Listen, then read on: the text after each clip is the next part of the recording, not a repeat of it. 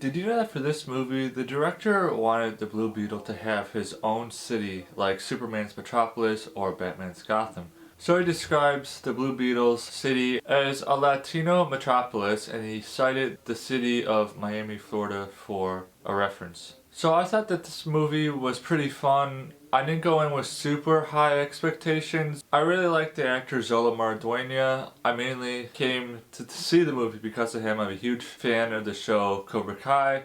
It's actually got a lot of good strengths to it. It does have some weaknesses, but I will talk about those weaknesses at the end of the review. One of the strengths that this movie has is it's family centered. Now, we've seen so many movies centered on family. I liked how it was done in this movie where it wasn't, you could do anything with family. It was more of families there through your ups and downs. Families there to get you through things. It's a tight-knit Hispanic family, and they're definitely going through some stuff in this movie as a family, and Jaime is just really trying to be the provider, but he was chosen by the Beetle, and now he has to figure out how he's going to protect his family and provide for his family at the same time. There were some really sad, heartbreaking moments in this movie that really kind of stapled Jaime's character and resolution. I really enjoyed the family aspect, and it was really well done, and it was really beautiful. I love the comedy in this movie. George Lopez was really funny in this movie, but I gotta say my favorite character in this movie when it comes to comedy aspect was Nana. She was just subtle, but at the same time, she's just that funny movie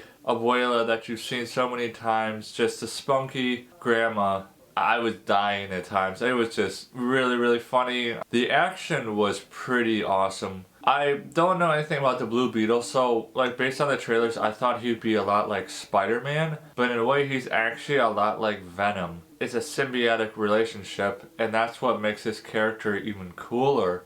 The weapons in this movie were pretty awesome. You know that the sword scene was straight from anime. I mean, that was probably the coolest part of this movie. Really solid action all around. It was so cool watching this, all the creativity, and basically the Blue Beetle could make anything you want. So I'd say the negative thoughts I have on this movie, I felt the villains were actually pretty weak. I felt they were really generic. They didn't really offer anything special. I love Sigourney Weaver. I think she's a great actress, but her character was okay. But it's typical villain, cut and dry.